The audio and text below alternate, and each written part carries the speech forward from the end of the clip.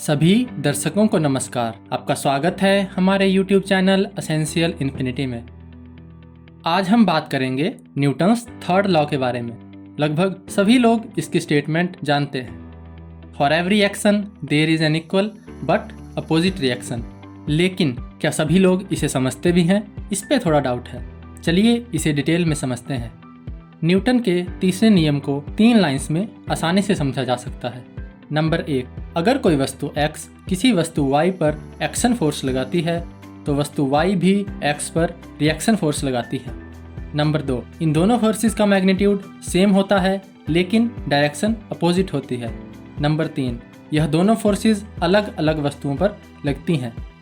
उदाहरण के लिए, अगर आप किसी बॉल को किक करते हैं तो जितनी फोर्स आपका फुट उस बॉल पे लगाता है उतनी ही फोर्स बॉल भी फुट पे लगाती है। यह आप फील भी कर सकते हैं। अगर हम फुट को x से और बॉल को y से डिनोट करते हैं तो न्यूटन के तीसरे नियम को मैथमेटिकल फॉर्म में हम लिख सकते हैं, force exerted by x on y equals negative the force exerted by y on x। Newton के तीसरे नियम की एक्शन रिएक्शन फोर्सेस को एक्शन रिएक्शन पेयर भी कहा जाता है। एक्शन रिएक्शन फोर्सेस के लिए यह जरूरी नहीं कि ऑब्जेक्ट कांटेक्ट में होने ही चाहिए। न्यूटन का तीसरा नियम लॉन्ग रेंज फोर्सेस में भी अप्लाई होता है, जैसे ग्रेविटेशनल फोर्स। चलिए एक उदाहरण से एक्शन रिएक्शन फोर्सेस को समझते हैं। मान लीजिए पृथ्वी पे किसी टेबल के ऊपर एक एप्पल रखा हुआ है। यहाँ एप्पल के लिए A, टेबल के लिए T और अर्थ के लिए E का उपयोग करेंगे।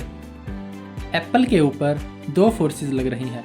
Number 1, force by table on Apple, ऊपर की तरफ लग रही है, और number 2, force by earth on Apple, नीचे की तरफ लग रही है। तो क्या ये दोनों फोर्सेस न्यूटन्स थर्ड लॉ की फोर्सेस हैं? आप वीडियो पॉज करके सोच सकते हैं। इसका उत्तर है नहीं। यह फोर्सेस एक्शन रिएक्शन फोर्सेस नहीं हो सकती क्योंकि यह सेम ऑब्जेक्ट पर लग रही हैं। और न्यूटन्स थर्ड लॉ की तीसरी लाइन में हमने यह समझा था कि एक्शन रिएक्शन फोर्सेस अलग अलग ऑब्जेक्ट्स पर ही लगती हैं। यहाँ पे एक्शन रिएक्शन पेयर फोर्सेस निकालने के लिए हमें एप्पल के साथ इंटरेक्ट कर रही वस्तुओं को भी कंसीडर करना पड़ेगा। पृथ्वी एप्पल के ऊपर ग्रेविटेशनल फोर्स लगा रही है और एप्पल भी पृथ्वी के ऊपर ग्रेविटेशनल फोर्स लगा रहा है। यह दोनों अपोजिट डायरेक्शन में है और मैग्नीट्यूड इक्वल है। सिमिलरली टेबल और एप्पल भी एक दूसरे पर फोर्सेस लगा रहे हैं जो कि इक्वल हैं लेकिन अपोजिट डायरेक्शन में है। यह फोर्सेस न्यूटन्स थर्ड लॉ की कंडीशन सेटिस्फाई कर रही हैं, इसलिए ये एक्शन रिएक्शन फोर्सेस हैं।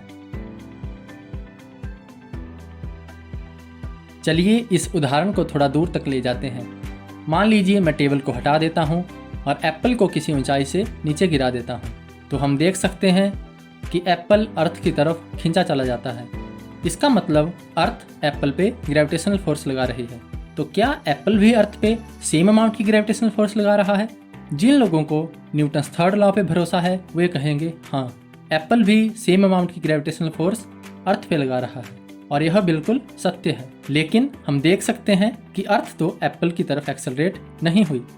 इसके लिए हम न्यूटन सेकंड लॉ का cause and effect relationship study करते हैं। हम जानते हैं हर कॉज एक इफेक्ट प्रोड्यूस करता है, जैसे फोर्स एक्सेलरेशन प्रोड्यूस करती है। लेकिन यहाँ पे सबसे इम्पोर्टेंट रोल प्ले करता है इनर्शिया।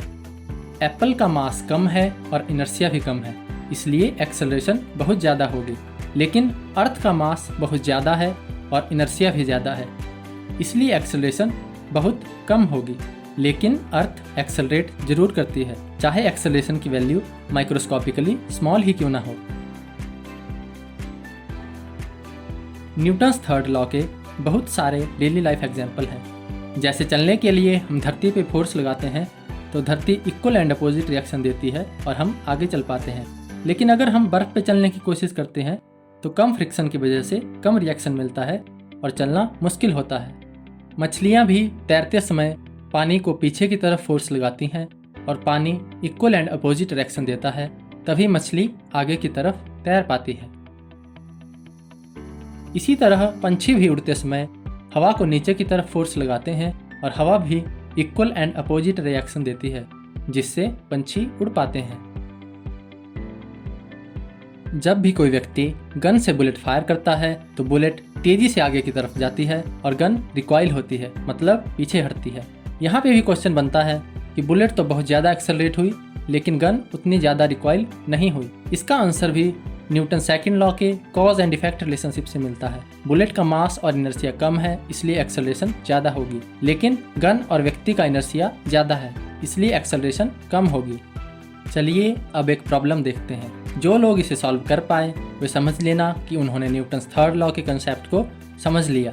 मान लीजिए आप एक कार ड्राइव कर रहे हैं और कहीं से कोई कीड़ा आकर आपके कार की विंडशील्ड पे स्प्लैटर हो जाता है, मतलब इतना जोर से टकराया कि मरने के बाद वहीं चिपक गया। यहाँ दो फोर्सेस हैं, एक जो कार ने कीड़े पे लगाई और दूसरी जो कीड़े ने कार पे लगाई। तो क्वेश्चन यह है कि दोनों फोर्सेस सेम हैं या डिफरेंट। अगर दोनों फोर्सेस डिफरेंट हैं तो आप न्यूटन्स थर्ड लॉ का कंसेप्ट कैसे सिद्ध करेंगे, और अगर दोनों फोर्सेस सेम हैं तो कीड़ा स्प्लैटर क्यों हो गया जबकि कार को कुछ भी नहीं हुआ, वह अनडैमेज ही रही। आप इस वीडियो को पॉज करके सोच सकते हैं। जिन लोगों ने सॉल्व कर लिया उनको बधाई।